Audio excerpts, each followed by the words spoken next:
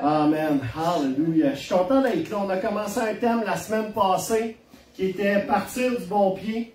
Et on veut continuer sur cette thématique-là dans cette deuxième partie de message de partir du bon pied. Et si vous étiez là la semaine passée, vous avez regardé là, en ligne ou quoi que ce soit comme ça, bien, vous avez vu qu'on se basait sur Josué chapitre 23. On va retourner dans ce texte-là ce matin, Josué chapitre 23, les versets 1 à 14. On va y retourner, on ne le lira pas au complet, mais on va y retourner se référer à ça pour regarder ensemble quelques conseils que Josué nous a donnés. Avant de quitter cette terre, Josué, il était sur le point, il vieillissait, comme moi, puis comme plusieurs d'entre vous aussi. Il vieillissait, puis il était sur le point, il voyait une saison dans la vie, dans la communauté d'Israël se terminer. Il était sur le point de quitter cette terre et il a dit, juste avant de partir, il a donné ses derniers conseils à la population, au peuple d'Israël, et pour les conseiller, pour leur permettre de continuer à avancer, de rentrer dans cette nouvelle saison-là pour leur vie. Et on sait que quand on commence une nouvelle année, c'est une bonne opportunité de tourner la page et de commencer une nouvelle saison dans la plupart de nos vies. Amen? Amen. Et ce matin, on veut s'inspirer de ces conseils-là. Et comme je l'ai fait la semaine passée, on va retourner dans ce texte-là pour regarder les quelques conseils que Josué nous a donnés. Mais juste avant, je voulais vous faire remarquer cet insigne. Si vous retournez dans votre livre de conduite, comme on en a parlé la semaine passée, on ne retourne pas souvent, souvenez-vous ce que ça veut dire, ça. On n'en a pas bien en Abitibi de ça. Si tu t'en vas à Montréal, il y en a tout plein. Puis si tu t'en vas à Saint-Hyacinthe, il y en a aussi. Fait que mais ici, en Abitibi, il n'y en a pas souvent. C'est un one-way, c'est un sens unique. C'est un sens unique. Ça veut dire que tu as le droit de juste circuler dans un sens. Tu ne peux pas aller dans le sens inverse. Ça arrive des fois que tu te trompes. Ça peut arriver que tu te trompes. Puis, ça m'est déjà arrivé avec une jeune qui venait d'avoir son permis. Je vous l'ai déjà peut-être compté, mais elle venait d'avoir son permis de conduire sur un tournoi de hockey. Puis c'était moi le GPS, parce que dans ce temps-là, il n'y en avait pas. J'avais mes cartes, là, puis à un moment donné, je la fais aller sur un one-way. Oh, la panique. La panique alors qu'elle vient d'avoir son nouvel auto, puis son nouveau permis. Puis regarde, qu'est-ce que tu as fait? Puis merci Seigneur. Parce que les gens ont été conciliants, ils faisaient juste klaxonner, puis crier. Mais ça s'est bien passé, on s'est rendu. Mais je vais vous raconter une histoire. Il y avait un homme, à un moment donné, qui écoute les nouvelles, il écoute les nouvelles à la télévision, puis il se rend compte qu'ils font l'annonce à la télévision, ils disent « Faites attention, il y a un fou malade qui roule en sens inverse sur l'autoroute. » Il roule en sens inverse sur l'autoroute dans la mauvaise direction. Fait que le gars, il entend ça, puis il sait que sa femme est en train de rouler sur cette autoroute-là. Fait qu'il appelle sa femme, voir comment qu'elle va, pour l'avertir. Il fait attention, il y a un malade là, qui roule dans le mauvais sens. Fait qu'il appelle sa femme, il casse sa femme. Il appelle son cellulaire, sa femme elle répond, il dit « Écoute chérie, il dit, je veux juste te dire, fais attention, il dit, apparemment, il y a un gars, il y a une auto qui roule en sens inverse sur l'autoroute. » Elle dit « Parle-moi-en pas, il dit, il y en a des centaines, des milliers qui roulent en sens inverse. »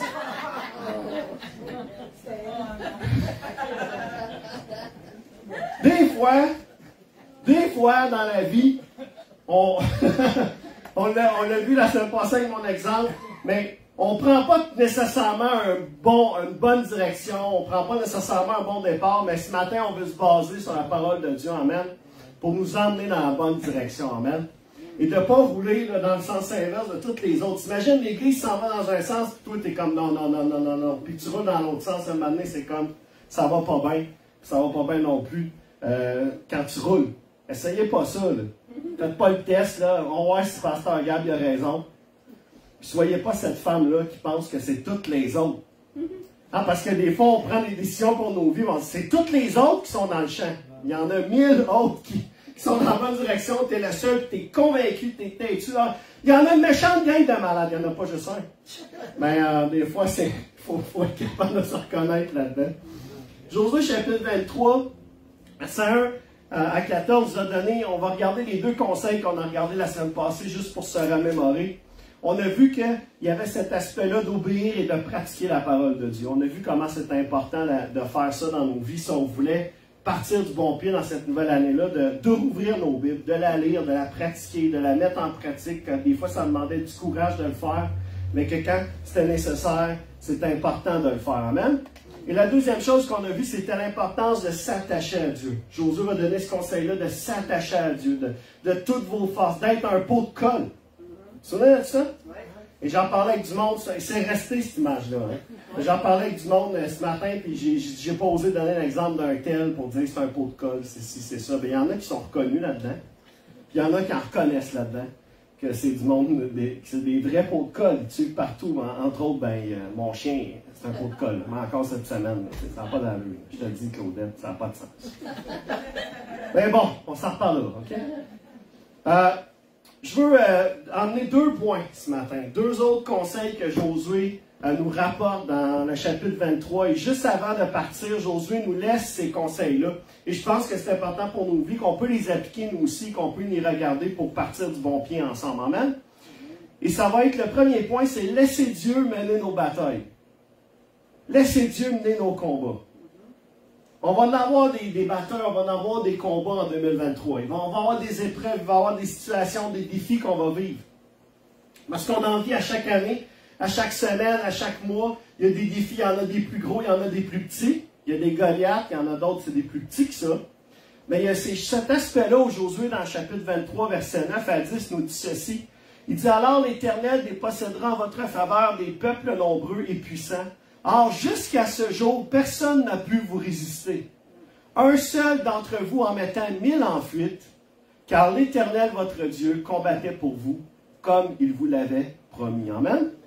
On va juste pencher nos têtes, prier ce matin pour sa parole. Papa éternel, on veut te remercier ce matin pour ta parole ce matin. On veut te remercier, Seigneur Dieu, pour ces conseils, pour que ta parole est remplie, Seigneur Dieu, de pavé, Seigneur Dieu, de bonnes paroles pour nos vies, Seigneur Dieu, de bons conseils, de bonnes choses à mettre en pratique. Et ce matin, nous voulons prendre ces paroles-là qui vont être déclarées ce matin à travers le message et les appliquer pour nos vies, Seigneur Dieu. Que ton Saint-Esprit vienne se révéler à chacun d'entre nous afin que cette parole puisse être vivante, Seigneur Dieu, pour chacun d'entre nous, Seigneur Dieu. Que cette parole qui va être semée puisse porter du fruit. Dans le nom puissant de Jésus, on te prie. Amen, amen et amen. Amen. Tous les conseils que je vous donne, là, c'est des conseils pratiques. OK? C'est pas des conseils... C'est des choses qu'on peut appliquer dans nos vies. C'est ça, c'est vraiment bon, parce que des fois, on a des concepts qui sont un peu plus...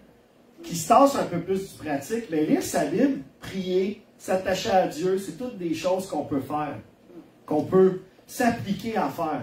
Qu'on peut avoir un plan de lecture, qu'on peut se mettre un temps à part pour prier, qu'on peut, quand on parlait de s'attacher à lui la semaine passée. Et cette semaine, c'est un concept un petit peu moins pratique, mais quelque chose qu'on peut faire. Amen? De laisser Dieu mener nos batailles. Comment qu'on fait ça? Déjà, de base, ça c'est une bonne question. Mais dans Josué chapitre 23, on a cet aspect-là où Josué va dire, le conseil va dire, rappelez-vous là, que Dieu, là, il a dépossédé en votre faveur tous les peuples nombreux et puissants qui vous entouraient. Il a combattu pour vous. Il a fait fuir les armées. Amen? Amen. Et comme il l'avait promis. Amen? Amen. Et Exode 14, 14 nous dit, « L'Éternel combattra pour vous et vous tenez-vous tranquille. » Et c'est dans cet aspect-là où le peuple est devant la mer rouge, là, puis que Dieu sépare cette mer-là. Et Dieu va déclarer ça sur son peuple. Là, restez tranquille, vous autres. Là. Moi, je vais combattre pour vous. C'est moi qui vais m'occuper de ce qui s'en vient. Dans Deutéronome 1, 29 à 30, ça nous dit, « Je vous ai répondu, ne vous effrayez pas et n'ayez pas peur d'eux. L'Éternel, votre Dieu, qui marche à votre tête, combattra lui-même pour vous, tout comme il l'a fait pour vous en Égypte. Vous l'avez bien vu. » Vous l'avez bien vu. Amen? On peut certainement identifier dans nos vies quelques batailles ou quelques combats qu'on a menés où on a vu Dieu se lever dans nos vies. Et quand on lui a remis ces batailles-là, il me semble que ça a tellement mieux été. Il me semble que ça a tellement bien été, alors que nous autres, de nos propres forces, on essayait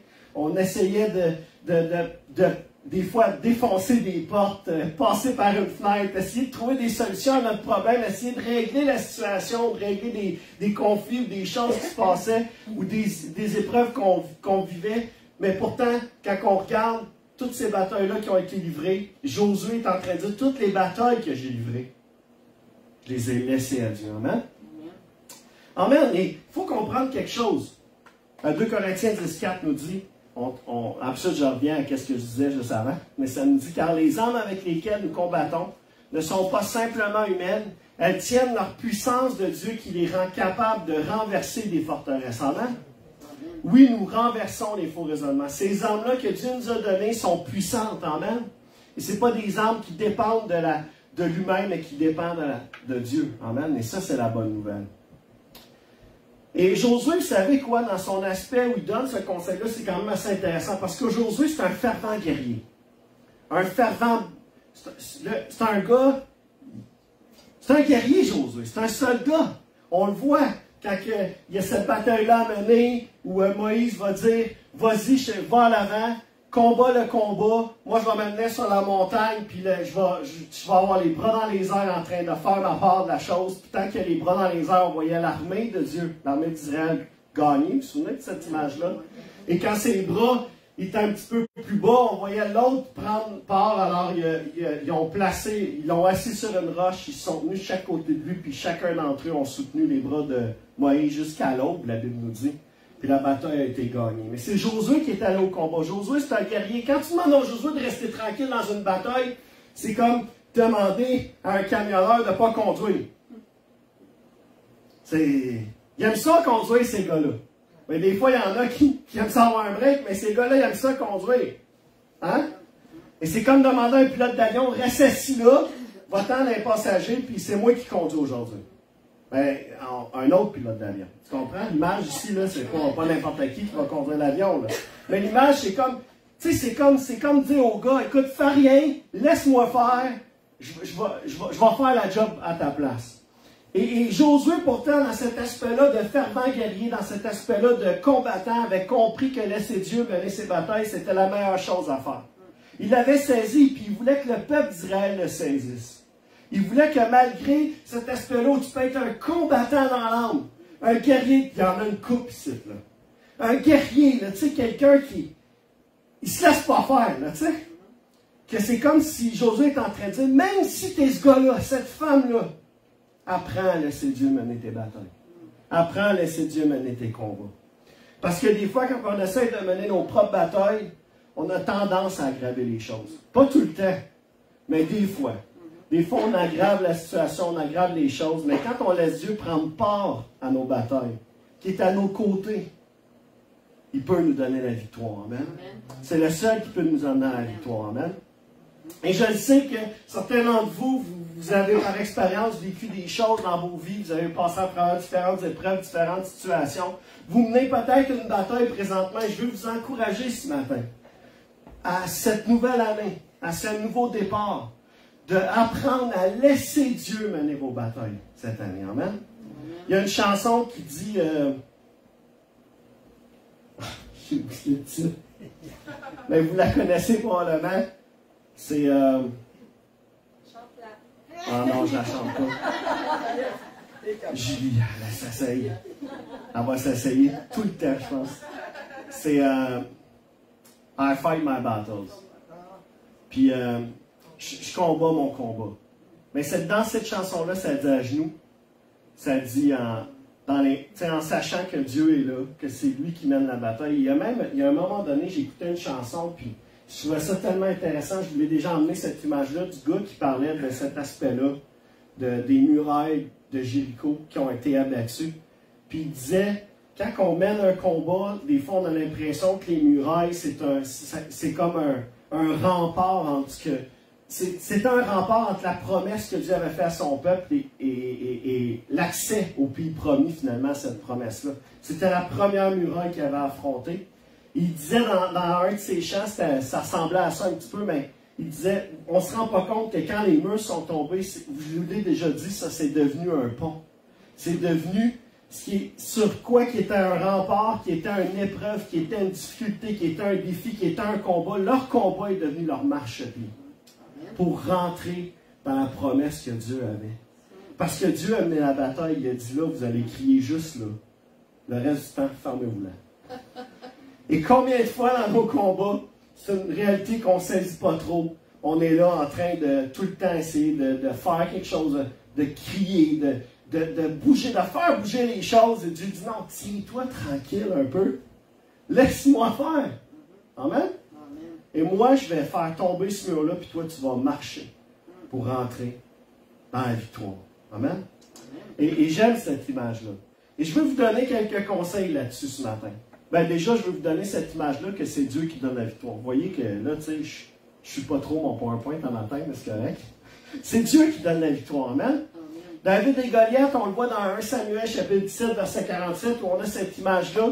Et David va faire cette déclaration, et toute cette multitude assemblée saura que ce n'est ni par l'épée ni par la lance que l'Éternel délivre, car l'issue de cette bataille dépend de lui, et il vous livre en notre pouvoir. Voyez-vous, David, c'est un petit bonhomme, David, comparé au géant. C'est un petit bonhomme qui savait que si ça dépendait juste de lui, il n'aurait jamais gagné ce combat-là. Je veux dire, tu n'as pas besoin d'être... Je vais dire un mot, je ne dirais pas ça. Tu n'as pas besoin d'être le gars le plus intelligent sur Terre pour savoir qu'un géant, c'est pas avec une roche que tu vas le battre. Comprenez-vous ce que je veux dire? Avec une fronde et une roche, dans la réalité logique des choses physiques, des choses, tous les scientifiques vont me dire, voyons donc, c'est improbable qu'une roche, à quelle distance, ait fracassé le crâne d'un géant. C'est vrai.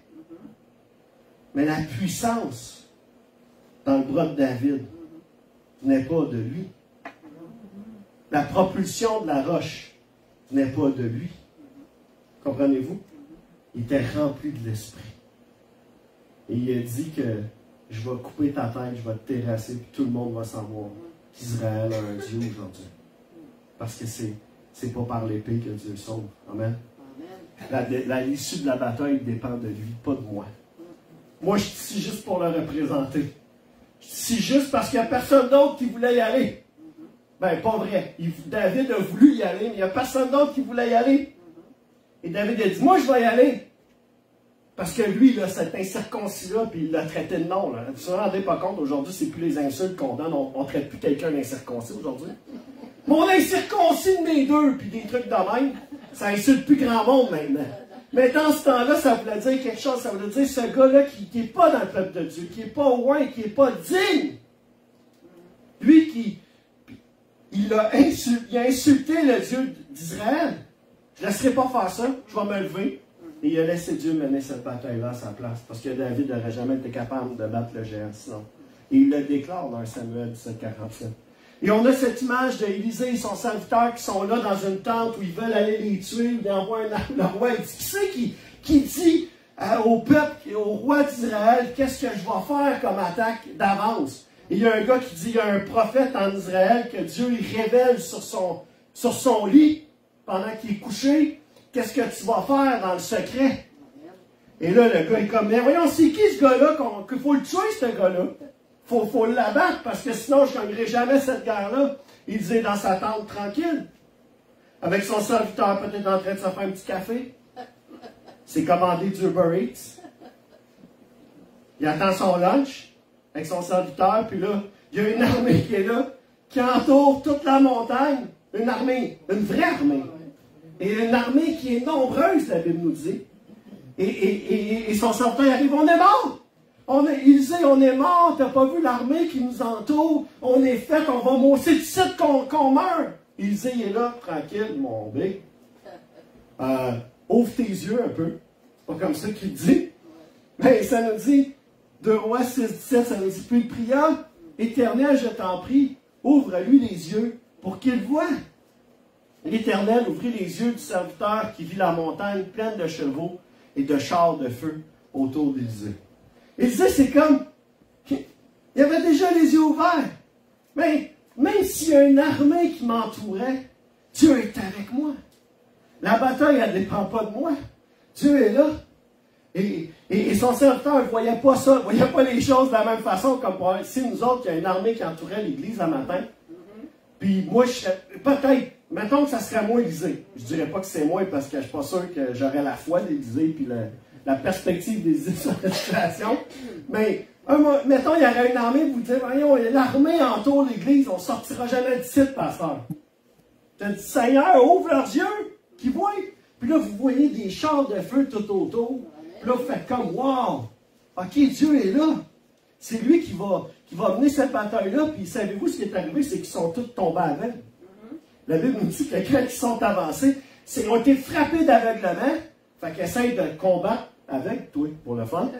Avec des tanks, des enfants de même, eux autres, il n'y avait pas de tanks, il y avait des chevaux et tout ça. Essaye donc de combattre Élisée. Puis Élisée sort, il les prend, ils disent on va aller voir votre roi. Il aurait pu les tuer de reste là, c'est pas ça qu'il a fait, il est allé voir le roi, nanana, puis vous lirez le reste de l'histoire. Si vous voulez aller voir un peu plus loin ce qui s'est passé. Mais on voit que c'est Dieu qui donne la victoire. Et des fois dans nos batailles, il y a cette réalité-là qu'on ne réalise pas tout le temps que Dieu est avec nous. Je ne sais pas si vous le réalisez ce matin. J'espère que vous le réalisez par ce message-là ce matin. Mais des fois, on a les yeux voilés par les circonstances, par les situations dans lesquelles on est. On est tellement pris par nos émotions, notre tristesse, notre déception, qu'il n'y a rien qui se passe. On dirait que Dieu n'agit pas. On oublie que Dieu est là avec nous. Et que même s'il y avait toute l'armée du monde contre nous, Dieu est là. Ses anges, son armée est là. Ses chars de feu sont là en train d'entourer. Même l'armée même qui est là. Qu'eux sont capables de terrasser n'importe qui. C'est Dieu qui donne la victoire. Amen? Amen. Je ne sais pas c'est quoi vos batailles. Je ne sais pas c'est quoi les batailles que vous avez menées en 2022. Je ne sais pas c'est quoi les batailles que vous allez mener en 2023. Je ne peux pas vous le dire. Mais si vous menez une bataille, laissez Dieu mener votre bataille. Amen? Ça, c'est le conseil que je vais vous donner ce matin. Romains 8,31 nous dit en version parole vivante, que dire de plus, si Dieu se place ainsi de notre côté, qui peut tenir contre nous? Si Dieu se place comme ça à nos côtés, là, qui peut tenir contre nous? Quelle puissance peut tenir contre nous? Et si vous lisez le reste du verset, ça dit que même les dominations, même les créatures, même ci, même ça, même la mort, même, ils n'ont pas de puissance sur nous. Parce que Dieu est là à nos côtés. Amen. Quelques conseils ce matin là-dessus, sur laisser Dieu mener nos batailles. D'abord, apportons nos batailles à Dieu. Amen. Apportons-lui nos batailles.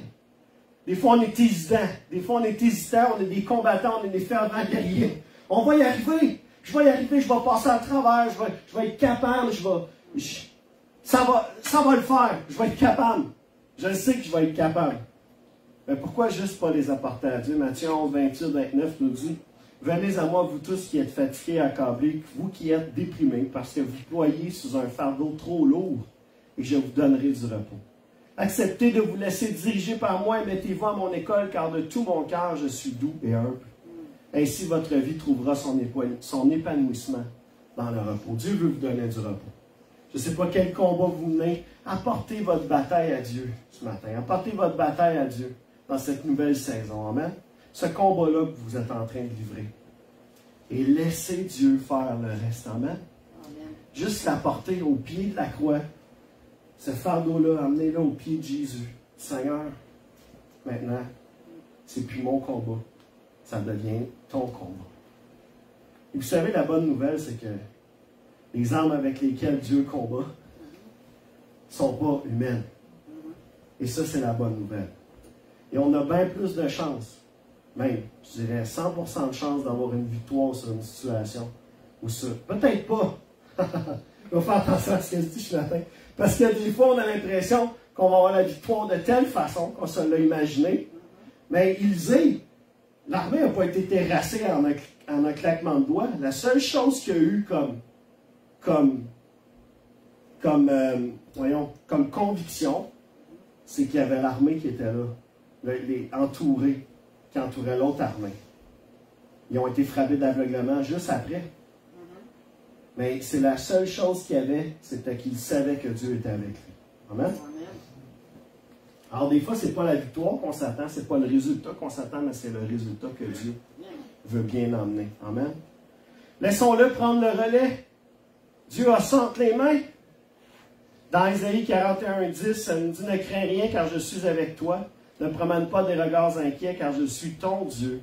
Je te fortifie, je viens à ton secours, je te soutiens de ma droite triomphante. » Amen? Laissons-le prendre le relais. On sait peut-être que je comprends qu'on prie, on combat, on a un combat spirituel à livrer, mais on doit être capable d'être en mesure de comprendre que c'est Dieu qui a ça entre les mains, à toutes les remettre. Amen. Je ne sais pas si vous vous souvenez, je donnais cet exemple-là, un moment donné que j'avais une bataille au niveau de l'école avec les enfants, puis je vous disais, un moment donné, j'ai dit, Seigneur, je les remets. Parce que J'étais pris d'anxiété, j'étais pris de stress, ça m'affectait dans tous les instants de ma vie. Puis à un moment donné, c'est comme je disais à Dieu, Seigneur, c'est pas mon combat, c'est le tien. Et Dieu a enlevé complètement, m'a donné une paix, m'a restauré, m'a enlevé ça. Et ça, c'était tout dû à des combats que moi j'avais eu à livrer par rapport à l'intimidation à l'école, par rapport à des blessures que j'avais. Et Dieu m'a fait comprendre que les batailles de mes enfants ne seront pas les mêmes que les miennes. Et non seulement cela, il m'a fait comprendre que leur bataille, c'était les siennes. C'était la sienne aussi. Et que mon combat pour essayer de tout contrôler, le Seigneur a dit juste, laisse-moi donc ça, moi je vais m'en occuper. Parce que toi, tu n'es pas là anyway. C'est vrai? Tu ne peux pas être partout. Moi, oui. C'est ça. Tu m'as fait comprendre. Moi, je peux être partout. Fait que moi, je vois, je décide, je m'occupe. Amen? Et ça, c'est la bonne nouvelle. Alors, laissons-le prendre le relais ce matin. Et lui faire confiance, de lui faire confiance, d'avoir foi que Dieu va agir, d'avoir foi que Dieu va mener le combat. Psaume 27,3 nous dit, « Si une armée se campait contre moi, mon cœur n'aurait aucune crainte. Si une guerre s'élevait contre moi, je serais malgré cela plein de confiance. » Amen. Et c'est David qui dit ça alors que David a été poursuivi toute sa vie, presque la moitié de sa vie par Saül, qui voulait sa mort. David il dit, même si cela arrivait, je serai plein de confiance parce que c'est Dieu qui est là autour de moi. C'est Dieu qui m'assiste. C'est Dieu qui mène mes batailles. Amen? Amen. Amen. Alors apprenons à laisser Dieu mener nos batailles. Avec lui à nos côtés, on va être victorieux. Amen? Amen. Êtes-vous là? C'est sérieux un matin? On parle de bataille, je parle pas de jeu de cartes, là, la bataille et tout. Là c'est les jokers qui mènent presque là-dedans, puis les affaires de même. Mais ici, c'est Dieu qui mène. C'est Dieu qui mène. Et on doit laisser Dieu mener nos batailles. Amen. Ça, c'est un conseil que je vais vous donner. Et l'autre conseil que Josué, que moi je vais vous donner, mais que Josué a donné dans sa parole de Dieu, dans sa parole, dans la parole de Dieu, c'est-à-dire aimer Dieu. Amen. Aimer Dieu. Dans Josué chapitre 23, verset 11, ça nous dit, « Veillez donc sur vous-même pour aimer l'Éternel, votre Dieu. » Veillez donc sur vous-même pour l'aimer. Et c'est un conseil qui revient dans Matthieu 22, 37 à 38, qui nous dit, Jésus lui répondit, « Tu aimeras le Seigneur ton Dieu de tout ton cœur, de toute ton âme, de toute ta pensée. » C'est là le commandement le plus grand et le plus important. Et ensuite, vous avez l'autre qui suit. « Tu aimeras ton prochain comme toi-même. » On va y revenir à ça un petit peu plus tard.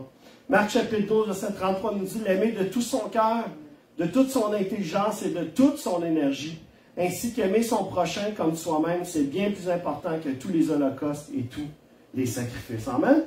Amen. Aimer Dieu. Aimer Dieu, c'est tellement important.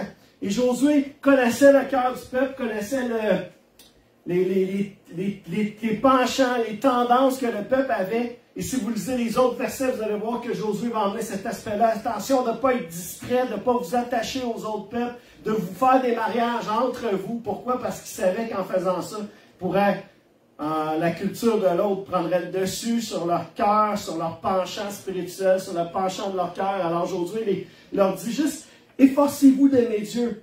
Et Josué sait que ce ne sera pas facile pour eux de continuer à aimer Dieu comme ils le font déjà. Il y a des distractions autour d'eux qui pourraient les pousser à se détourner de Dieu, qui pourraient les pousser à refroidir cet amour-là qu'ils ont pour Dieu. Et Josué les encourage à faire bien attention et à veiller sur leur âme, amen, afin d'aimer Dieu de tout leur cœur. Et on doit nous aussi veiller sur nous-mêmes, afin que notre amour pour Dieu demeure, amen, que notre amour reste flamboyant, que notre amour reste passionné. On doit y veiller avec ferveur, avec force, avec passion, avec détermination. C'est une nécessité d'aimer Dieu. Amen. On est ses enfants. On est ses enfants. On est ceux que Dieu a choisis. Dieu nous a aimés le premier, mais on doit aimer Dieu de tout notre cœur, de toute notre âme, de toutes nos pensées. Et ça, c'est le conseil que Josué a donné. Un des conseils que Josué a donné au peuple d'Israël, c'est aimer Dieu. Boswell, aimer Dieu. Il n'a pas dit ça de même. Mais s'il avait connu Boswell, il l'aurait dit, je pense. Mais juste efforcez-vous, veillez-y à aimer Dieu, veillez sur votre cœur, sur votre âme, sur vos pensées, afin d'aimer l'Éternel, votre Dieu. Amen. Et comment on peut aimer Dieu? Comment on montre notre amour à Dieu? qu'est-ce qu'on exprime notre amour à Dieu? Alors, on doit le faire, amen. On doit aimer Dieu de tout notre cœur, de toute notre force, de toute notre pensée. Et on en a parlé un peu la semaine dernière, alors je ne reviendrai pas sur tout ce que j'ai parlé. Mais j'ai parlé sur cet aspect-là de rester attaché à Dieu. Et quand on aime Dieu, évidemment, on reste attaché à lui. Quand on aime quelqu'un, on s'attache à lui. On peut parler de pot de colle où on reste constamment après lui. Pourquoi? Parce qu'on l'aime. On n'est pas capable. Juste l'idée d'être séparé de lui, c'est comme, ça nous rend fous quasiment. Comme au début, quand vous êtes tombé amoureux, je ne sais pas, il y en a-tu ici qui ont tombé amoureux à un moment donné? Quelques-uns quand même, hein? Il y en a... Louise est rouge, je ne sais pas, là, ça m'est arrivé. Il y en a quelques-uns, je suis sûr que même si aujourd'hui tu n'es pas en couple ou qu'à un moment donné, quelque part, il y a sûrement, tu es tombé en amour ou il y a quelque chose, là, tu sais, tu es tombé, il y a quelque chose en tout cas, qui est arrivé. Alors, on connaît ce sentiment-là, probablement. Quand on tombe en amour, il y a quelque chose de spécial qui se passe. Hein? On aime tellement ça être avec elle. On aime tellement ça passer du temps. On fait des mononucléoses. On se rend malade. Myriam, c'est sûr on se rend malade. C'est ça qui est arrivé, puis je le dis tout le temps parce que les gens ils pensent que l'amour rend pas malade. L'amour rend malade! L'amour rend malade! Elle a eu une mononucléose parce qu'elle voulait trop passer de temps avec moi. Elle dormait pas assez. Elle se lavait pas assez. Elle mangeait pas assez.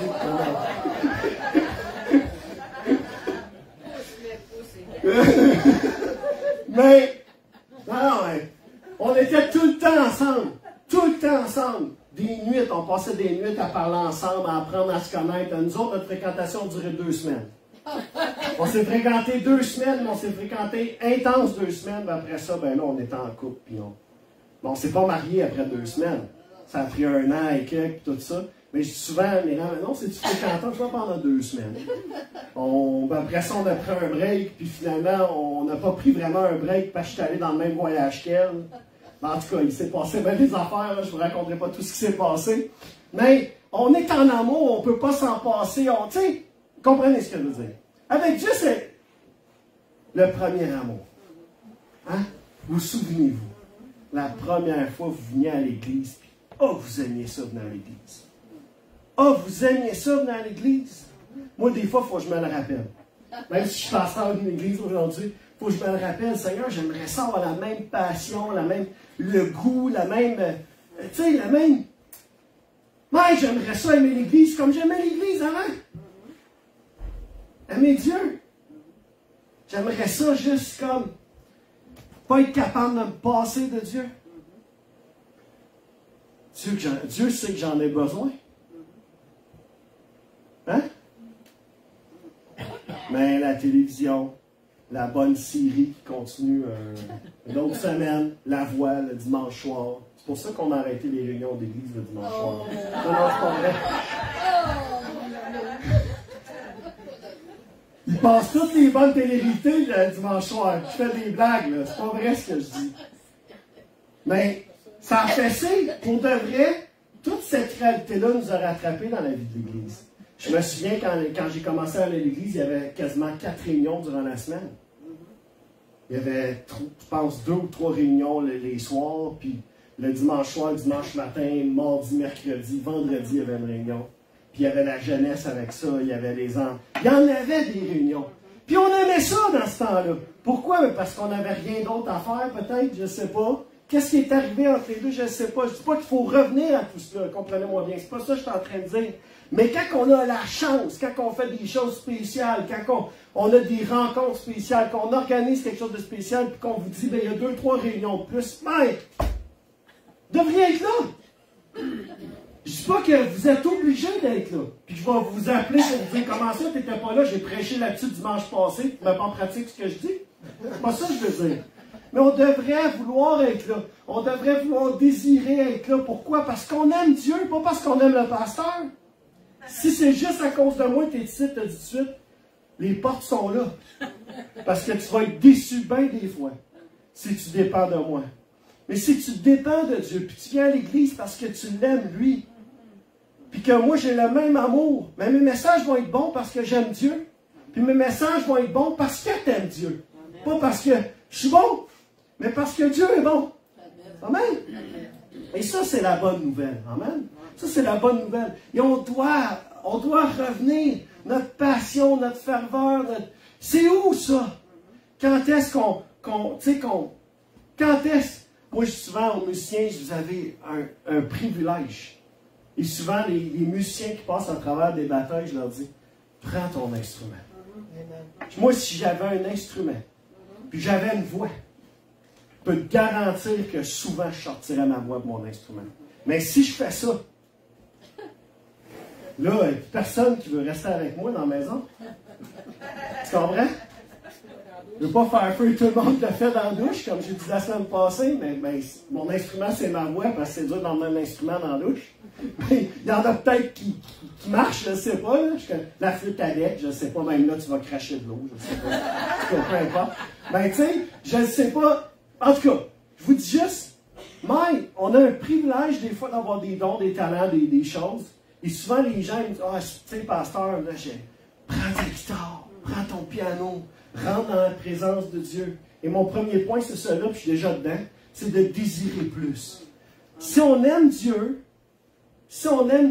on désire plus. Amen. Aimer Dieu, c'est désirer plus. C'est soupirer après sa présence. Psaume 42, verset 1 à 2 nous dit, comme une biche soupire après des courants d'eau, ainsi mon âme soupire après toi, ô Dieu. Mon âme a soif de Dieu, du Dieu vivant. Quand irai-je et paraîtrai-je devant la face de Dieu? Je ne suis pas en train de dire, mais je pense que vous comprenez. Soupirer après la présence de Dieu. 94, Psaume 84, 11, la première partie nous dit, mieux vaut un jour dans tes parvis que 1000 ailleurs. Dans tes parvis. Vous savez, le parvis, c'était l'endroit où résidait la présence de Dieu. C'était les endroits dans le temple où il y avait des sections dans le temple. Il y avait ces sections-là où Dieu résidait, où il y avait soit l'arche, soit tel aspect. Puis là, il y avait 2 ou 3 parvis. Là, je ne me souviens plus combien de sections qu'il y avait dans le temple. Puis tu avais le lieu très saint, le lieu saint, ci, ça et ça. Et ça, c'était les parvis du temple. Et David est en train de dire, mieux vaut un jour dans tes parvis que 1000 ailleurs. J'aime ça être dans ta maison. J'aime ça être dans ta présence. Amen. Psaume 154 nous dit, tournez-vous vers l'Éternel, faites appel à sa force, aspirez à vivre constamment à sa présence. Aspirez. Est-ce que ça veut dire qu'on va être 100 000 à l'heure, 100%, tout le temps, constamment, 24 heures sur 24 dans sa présence? Oui, parce que Dieu est là avec nous, ça je le conçois. Mais comme ça, comme je suis en train de l'expliquer, probablement pas tout le temps passionné comme je parle ce matin. Mais quand on va au travail, on doit être conscient que Dieu est là en train de nous accompagner et de soupirer après sa présence. Moi, je vous l'ai déjà dit, j'avais la chance de pouvoir avoir de la musique quand je travaillais. Et quand ce que je mettais dans mes oreilles, c'était de la louange, c'était des chants. Puis des fois, je partais, des fois, je pleurais. J'étais en train de travailler. Des fois, Dieu me touchait, Dieu parlait à mon cœur, j'étais dans sa présence, mais j'étais en train de travailler. Et j'ai le privilège d'être un gars qui est capable de faire 2 affaires en même temps. Alors ça, c'est une onction spéciale, que c'est pas tous les hommes qui ont. Mais moi, j'avais ça en moi. Alors j'étais capable, mais aussi c'est question d'habitude. Je faisais tout le temps les mêmes affaires, donc ça devenait facile. C'est comme si tu fais de la mécanique, tu mets de la musique, tu es capable. Là, à un moment donné, c'est comme ça devient un automatisme. Mais si vous ne le faites pas, vous ne l'expérimentez pas. Moi, je vous encourage à l'essayer si vous avez le droit. Mettez-vous dans la présence de Dieu quand vous travaillez. Constamment enveloppé. Et quand il y a un client pas content qui vient, tu vas rester surpris de ta réaction parce que tu es dans la présence de Dieu avant. Tu te dis, bon, Dieu est encore là avec moi. Tu souris. Oui, monsieur, madame. Oui, oui, oui, oui. On comprend tout ça. On ne peut pas faire ça pour vous. Ben là, non, on ne peut pas faire ça pour vous. Je vais appeler mon gérant. Il va vous conseiller. Puis tu gardes le sourire. Parce que tu étais dans la présence de Dieu. Tu comprends?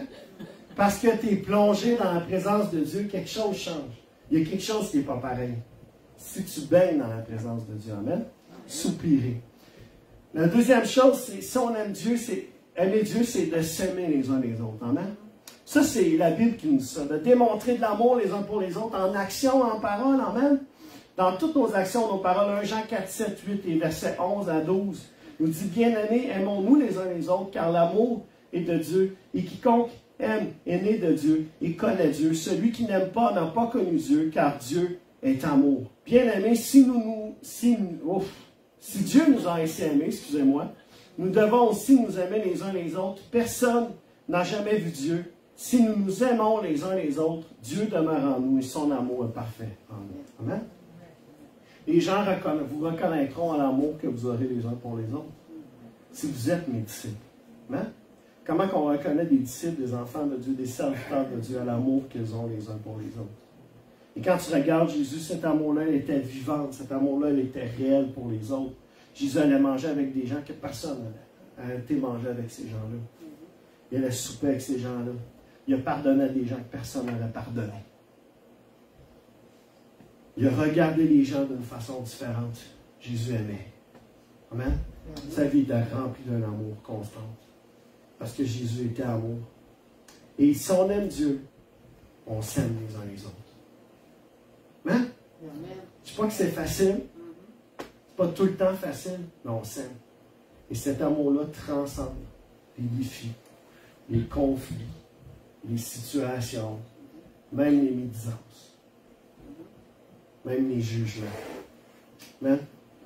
On doit démontrer cet amour-là les uns pour les autres. Et aimer Dieu, c'est exprimer son amour. Comment on fait ça? Avec reconnaissance, avec des chants, des hymnes, des psaumes, des actions de grâce. Si tu ne sais pas louer Dieu, tu ne sais pas chanter, fais-les tout seul.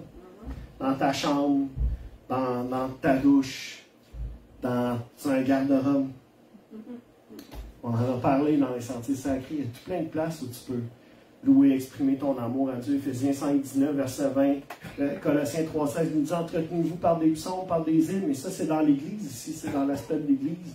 Et par des cantiques spirituels, chantant et célébrant de tout votre cœur les louanges du Seigneur. C'est pour ça qu'on loue Dieu. C'est pour ça qu'on a des musiciens. C'est pour ça qu'on a des chants. C'est pour ça qu'on a des cantiques, quand même le dimanche. Parce que la Bible nous enseigne à le faire et c'est une façon d'exprimer notre amour à Dieu. Et quand eux chantent, c'est pas juste eux qui chantent, c'est pas juste eux qui expriment leur amour, c'est nous qui participons avec eux, amen. Dans cet aspect-là, ensemble, nous exprimons notre amour à Dieu quand on chante. Et on doit le réaliser quand on chante des chants. C'est pas juste des paroles, c'est pas juste la musique. Les paroles que l'on dit ont une importance. Pourquoi? Parce que ces chants-là expriment un amour envers notre Dieu, amen. Et quand ça devient une réalité, ça devient qu'on s'en imprègne, ça devient différent de louer Dieu quand on loue réellement Dieu. Parce que des fois, on peut juste être là, puis juste comme se laisser bercer par la musique, où on peut décider, on rentre plus profondément. Là, c'est vrai, là, je vais regarder ce que je chante, je vais le déclarer, je vais l'exprimer, je vais le chanter à Dieu. Amen? Et ça, c'est une façon d'exprimer notre amour à Dieu. Et quand on aime Dieu, on aime le faire. Que la parole de Christ habite parmi vous abondamment, instruisez-vous, exhortez-vous les uns les autres en toute sagesse par des psaumes, par des hymnes, par des cantiques spirituels, chantant en Dieu dans vos cœurs sous l'inspiration de la grâce. Moi, je le fais cela dans mon cœur, beaucoup, parce que je me rends compte que des fois, si je le ferais à haute voix, ça serait différent. Mais la Bible nous enseigne à exprimer notre amour, amen, à le faire. Alors même si tu ne sais pas chanter, chante.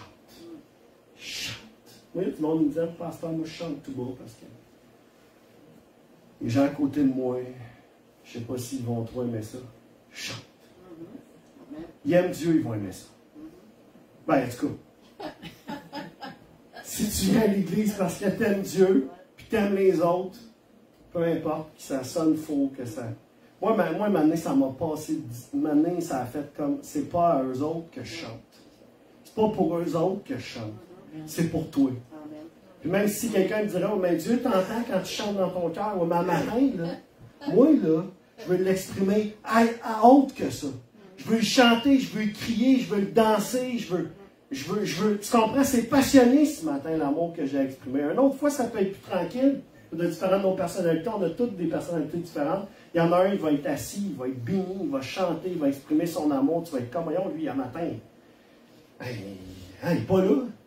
Il est tout là, même il est peut-être plus là que le gars qui loue, puis qui danse, puis qui chante, puis qui crie, puis qui saute.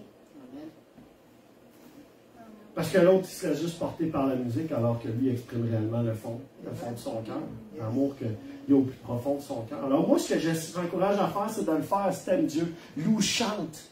Vas-y, laisse pas les autres t'impressionner par leur voix. Moi, de toute façon, tout le monde m'impressionne. Fait que je fais partie du club des impressionnés. Fait que, tu sais, maintenant, c'est comme, faut juste... C'est bon parce qu'eux autres, ils ne peuvent pas m'entendre. Fait que je me sens en avant, je propulse mon son par là, ils camouflent ma voix. Fait que, tu sais, moi, c'est une technique que j'ai développée avec les années. Là. Si jamais vous ne savez pas trop chanter, avancez-vous, puis en tout cas, ça pourrait peut-être aider certains d'entre vous autres à juste exprimer votre amour mieux. Je ne sais pas, je vous donne des trucs un matin. On est là pour apprendre, là. On est là pour se faire conseiller un matin. Peut-être que ça peut vous aider. Faites-les de même, avancez-vous un peu, puis propulsez votre voix vers l'avant, ils vont camoufler tout ça, puis on ne vous entendra plus trop. Amen. Je veux vous donner 2 exemples. On n'ira pas tourner, là, le temps avance beaucoup plus vite que j'aurais pensé. Ben, je sais que vous aimez ça m'entendre, mais quand même. L'histoire de l'homme riche et la femme au parfum. Vous connaissez ces histoires-là. Je voulais juste donner cet exemple-là ce matin.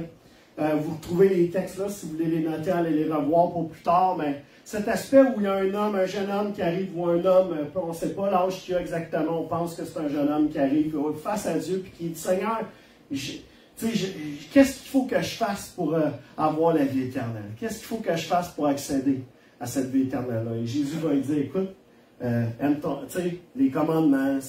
Il dit, Seigneur, je fais tout ça. Je fais tout ça. Les commandements, je les suis. Et Jésus va lui dire, OK, fais une autre chose. Va vendre tout ce que tu as. Vends tout ce que tu as.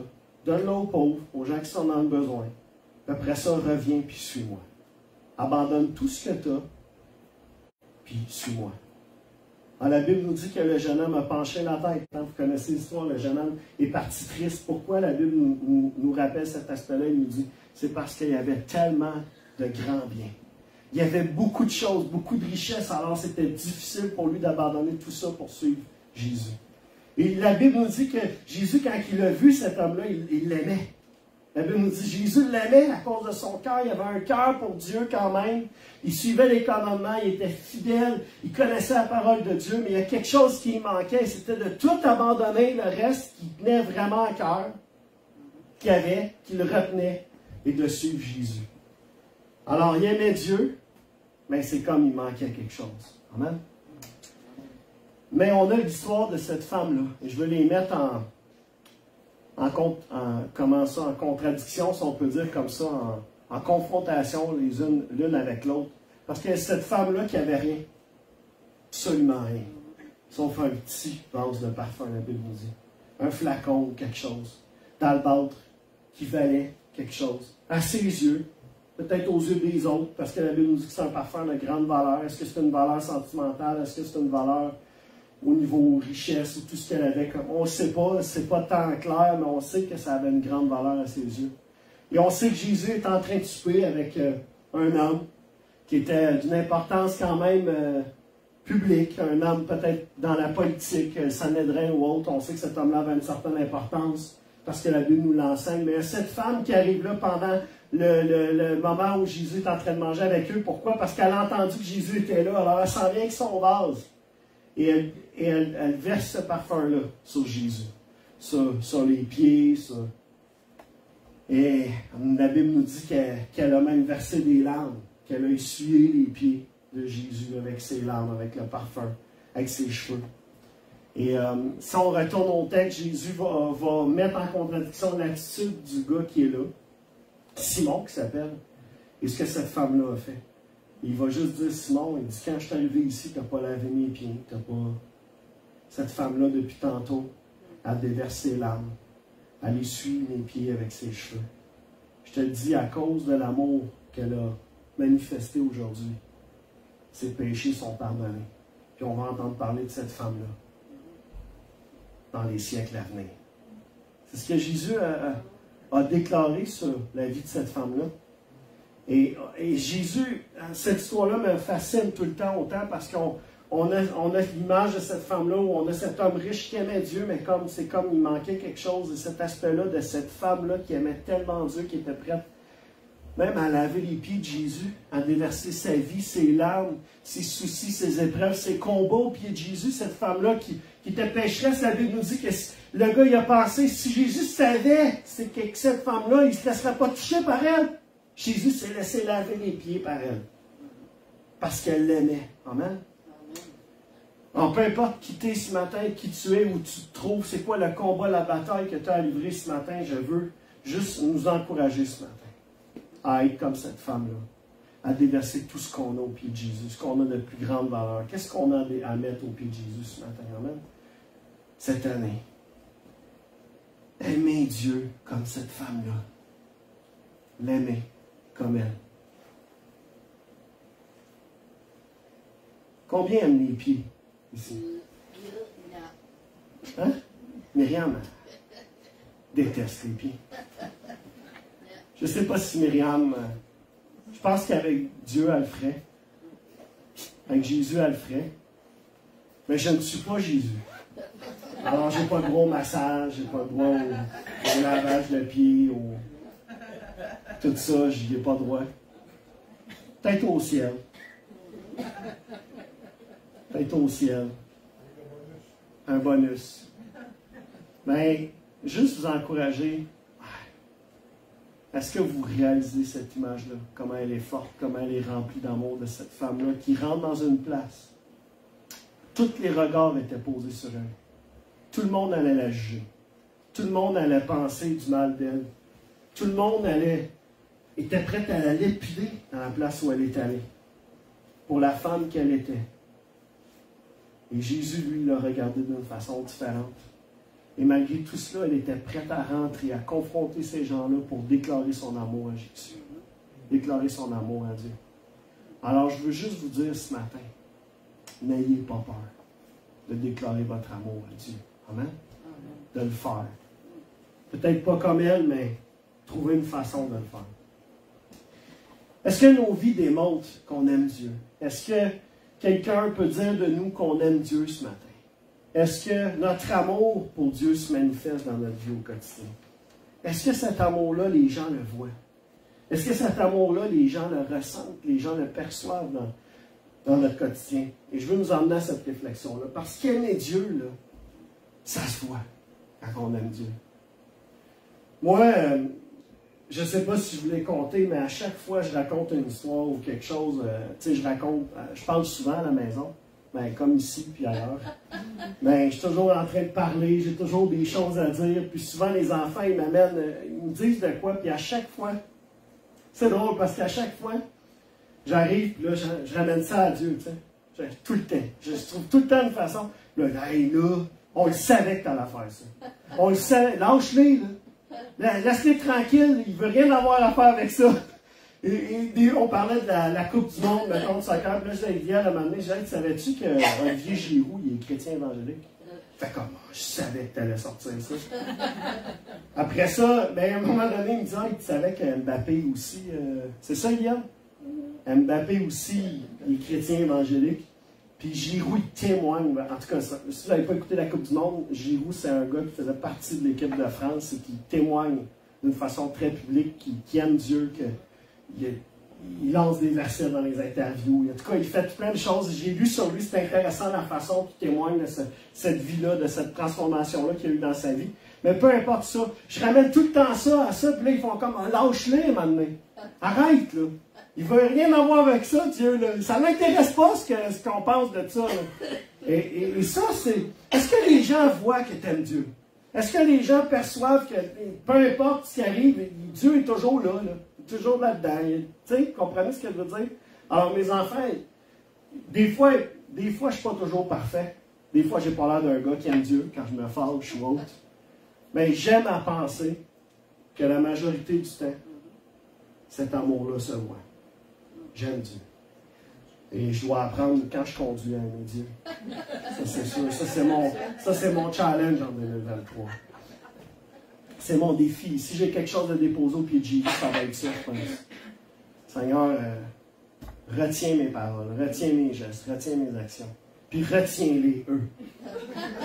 Non, c'est une joke que je fais. OK, je termine. Non, pas de suite. Pas de suite, là! Arrête! Je te dis, il faut y parler à lui. OK, je termine avec ça. Là, vous l'avez toutes vu, je pense, l'image. Vous avez toutes vu l'image? On va arrêter ça, là. Pas beaucoup. Parce que j'avais un qui suis-je. Et là, si vous avez vu l'image, vous savez c'est qui. C'est plate, hein? C'est plate. Fait que je vais vous le mettre, là, parce que... c'est plate. Je l'ai mis tout comme ça pour vous me dire, ah, c'est lui, tu sais. Regarde, le punch. On a tout gâché le punch. Tu comprends ce que je voulais faire? Ben, je vais le mettre, vu que vous l'avez vu, c'est plate, une manette. Et je te dis, c'est plate. Abraham Lincoln. Et je voulais vous emmener cette image-là parce que c'est un gars qui n'a pas tant bien parti. Ça a bien terminé, mais il n'a pas tant bien parti. Et je voulais faire un qui suit, c'est ça, pour essayer de vous dire, bon, savez-vous c'est qui, tu sais, faire un petit jeu à la fin, finalement, j'ai tout gâché mon jeu. C'est pas, on en fera un autre à un moment donné. Quand Abraham Lincoln avait 7 ans, sa famille a été forcée de quitter son domicile pour des raisons juridiques et il a dû travailler pour aider sa famille. À 7 ans. À 9 ans, sa mère est morte. À 22 ans, il a perdu son emploi de commis de magasin. Et à ce moment-là, il a voulu aller étudier à la faculté de droit pour devenir avocat, parce que vous savez que c'est ce qu'il a fait. Il était avocat, Abraham Lincoln. Mais son éducation n'était pas suffisante pour y aller. Alors, ça a pris un peu plus de temps, puis plus d'années avant qu'il s'en aille là. À 23 ans, il s'est endetté pour devenir partenaire dans un petit magasin. Ouais, quand même, hein, une vie assez mouvementée. À 26, son associé est décédé. Ça le laisse avec une énorme dette qu'il a fallu des années pour rembourser. À 28 ans, après avoir courtisé une fille pendant 4 ans, 4 ans, c'est bien plus long que 2 semaines. Après 4 ans, okay, il demande de l'épouser, elle a dit non. À 37 ans, alors qu'il, pour la 3e fois, il essaie de rentrer au Congrès américain, il est finalement élu au Congrès américain, mais 2 ans plus tard, il n'est pas réélu. À 41 ans, son fils de 4 ans décède. À 45 ans, il se présente au Sénat, il perd. À 47 ans, il échoue en tant que candidat à la vice-présidence. Et finalement, à 51 ans, il est élu président des États-Unis. Et là, l'idée, c'était de savoir c'est qui ce gars-là. Mais là, ça vous a tout gâché de voir l'image. Mais je ne sais pas si vous l'auriez deviné juste avec ce que j'ai dit. Ça aurait été difficile. Mais à 51 ans, il est élu président des États-Unis. Il va faire 2 mandats, Abraham Lincoln. Et ça a probablement été le président qui a eu le plus d'impact au niveau société d'Américains parce qu'il a aboli l'esclavage. Vous savez, il a livré un combat fervent d'esclavage. La guerre qu'il a menée a coûté des milliers de vies aux soldats américains, mais il a réussi à rallier les États du Sud, les États, en tout cas du Nord, à sa cause. Il a été élu à cause, en tout cas. Si vous lisez son histoire, c'est incroyable. Mais l'idée, c'est juste de se rappeler que malgré un mauvais départ, des fois dans la vie, que malgré qu'on ne part pas nécessairement du bon pied, que la vie, on a des combats, il y a des batailles, il y a des choses qui arrivent dans nos vies, il y a des épreuves, il y a des difficultés. Malgré tout cela, on doit persévérer, jamais abandonner. Et en passant, Abraham Lincoln, c'est un fervent enfant de Dieu, qui a toujours déclaré sa foi, un chrétien. Sa mère, c'est sa mère qui les a emmenés dans cette voie-là. Et le premier livre qu'il a lu, Abraham Lincoln, c'est la Bible. Alors, il y a toujours, c'est intéressant de tout cela, mais juste de réaliser qu'on ne part pas toujours du bon pied, mais qu'on peut se remettre sur pied. Amen. Et avec Dieu, il n'y a rien qui est impossible. Alors, je ne sais pas si vous voulez être président des États-Unis un jour, ça ne se réalisera peut-être pas parce que ça prend la nationalité américaine. Le seul qui pourrait, c'est M. Marcoux.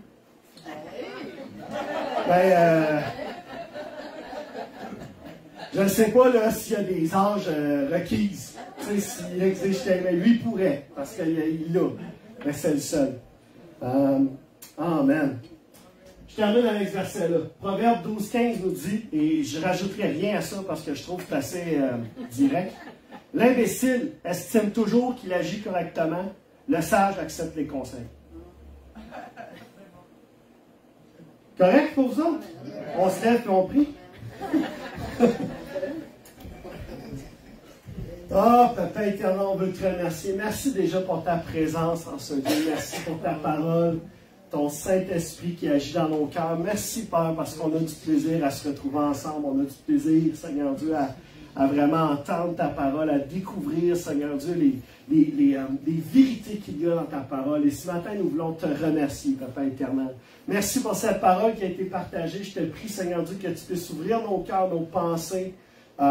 Seigneur, tout ce qu'il y a à avoir, Seigneur Dieu, avec ce qu'on a entendu ce matin, ces conseils-là qu'on a déclarés, qu'on a dit ce matin, que tu puisses nous Que ton esprit puisse les ramener à notre cœur, Seigneur Dieu, quand on a des combats.